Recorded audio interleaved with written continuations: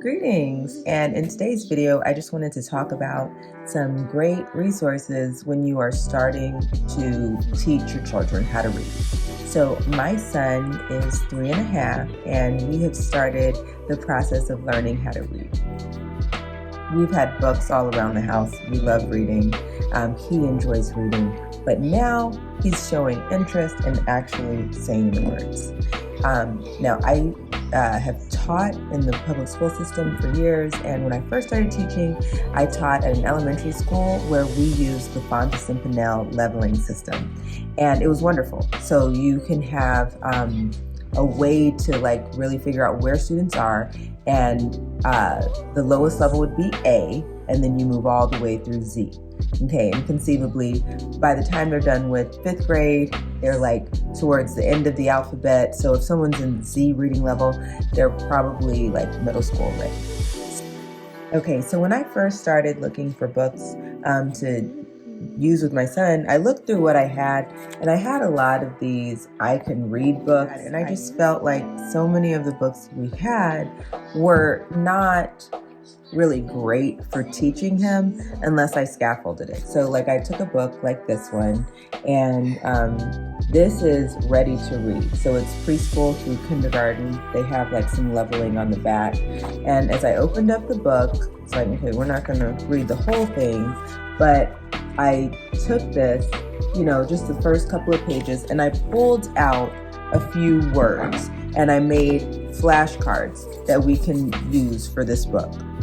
So, I had flashcards like this, cup, mom, and I really started out with about 8 flashcards, and then we were reading a couple of pages. So I'd read a couple of, help him read a couple of pages with me after going over the flashcards, and then I would read the rest of the book.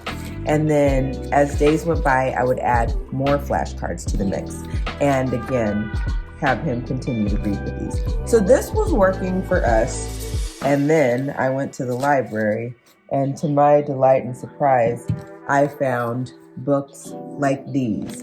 And what was amazing, what again drew my attention to them, is I saw the letters at the beginning. And I went to the back, and you can see this is guided reading levels, and I was so excited. And so from there, I would look at the books, and if there were some words that I thought, this would be a good word to model, then I would pull those books. And then, you're looking pipe, they show the pipes so that it's really helpful for the students, for the children that are reading. But I absolutely love these books. And then what's great about them, I took one that we really liked back to the library already. But I'll show you this one. It's very, very repetitive. And I think that's the kind of stuff that we want to see when kids are starting to read. You're going to say, I like a lot. And then look at how underwhelming it is for the children. There are not a lot of words. So this can make them feel so much more successful in the earlier stages. You have a page with very few words. Okay? And there's a lot of phrases that get repeated. So these books I found at the library, and it's an I Like to Read series. They're leveled, and there's several, A books. There's several B and C.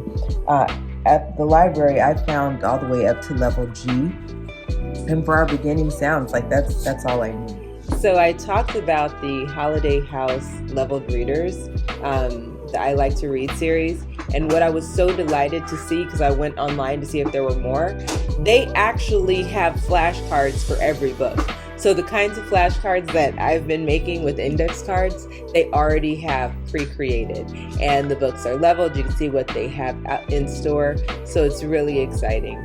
And so then one other system I wanted to show you that I found out about when I was teaching was the Leapfrog tag system. And so with these tag pins, you have these books, and there's some technology. When you start getting Leapfrog, there's some technology involved.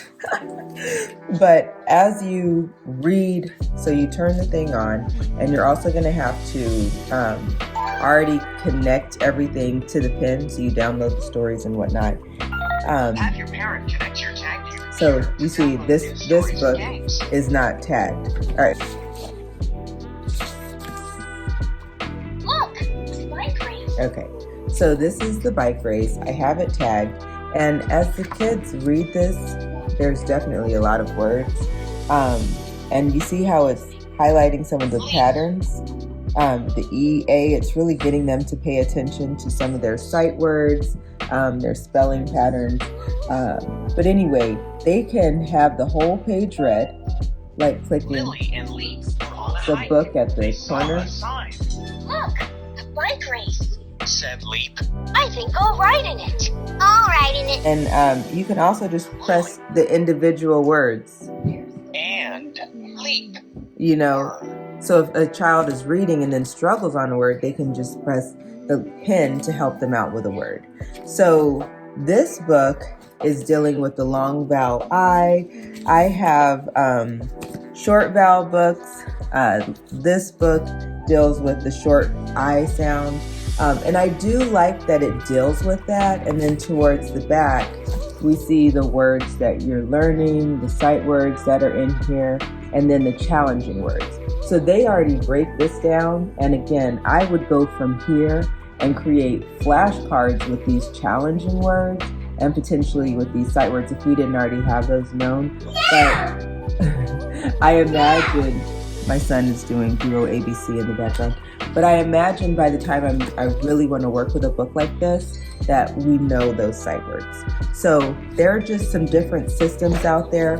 My favorite really is the leveled systems so that you can move up and you're introducing words. And I'm still, going to be reading him challenging stories, right? And then he may notice some of his vocab words and his sight words in some of those books that I'm reading. But as I'm teaching him to read, I just like starting, not starting with too many words. Like we're going to build our way up to there, but just starting with some of the leveled readers and then working our way up.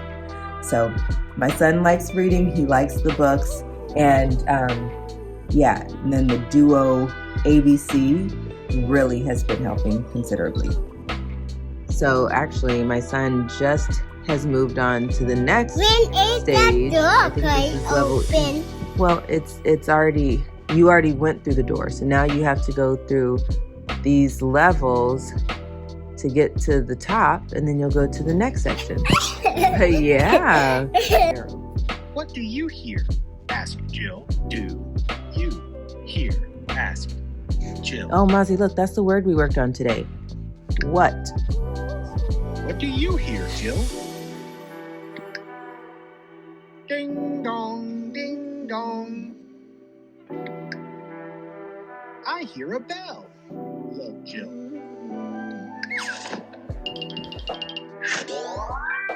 So in Duo ABC, a lot of times they start with a book, and then after going to a book, they do activities. Put the word bell back together. L. So a lot of times, as you're reading the stories, it introduces Bell. a letter sound. Team L says L. So they're putting the letter team LL. So a lot of Drag the letters the onto activities the bell. are going to deal with L. the letter team LL. L. And so I like the I hear a reinforcing and the fact that we're doing a lot Tap with on the words isolating with words. the letter team L. So Mozzie, you're clicking on the words with the LL.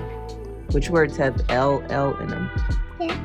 Okay, click them one at a time, honey. Good job. Any other word with LL? Click it. Listen to these words with the L letter team. Bell, hill, doll. Did you hear Tap what the those words that sound like? rhyme. When your child is working on ABC Duo, what's really exciting about that one is they are not only working on reading and beginning letter sounds, they also are working on the handwriting. And so they're learning how to form the letters, and there's a lot of repetitive practice in that app. And it's free. Like, that's the amazing part. It is free. Like, every bit of it is free. And so what I appreciate is I've noticed that my son really can tell the difference between a written B, written D, and the letter P. So sometimes those start looking very similar because, in their minds, they're able to like turn things around. But I am noticing that in print, he's really distinguishing between those. And I am pretty sure it's the repetitive practice and the different activities. So sometimes they're popping bubbles. Sometimes they are moving a tile to a letter or to a word. So it's just a lot of different practice. And I know some people aren't really a big fan of having their younger children getting on the iPads and having screen time, but I love guided screen time and, using it sparingly. I just think it can reinforce, it can engage, it gives students something to look forward to, and it kind of switches things up. Challenges that you'll probably notice with the Duo ABC is sometimes when the children are speaking, when they are asked to repeat phrases or to say what a word is, depending on their level of articulation, it can be challenging. And that's why I always like to do Duo ABC with my son. So I'm sitting right next to him. And if I feel like he said that word well, then I can go ahead and say it. And most of the time, Duo ABC will pick up what I've said and we'll call it correct. And then I did not talk about the Bob books on here. My experience, I just particularly did not care for them. And it might have been because I checked them out from the library and I had like this big anthology of books. It was a lot, and then you're like sifting through, looking for things.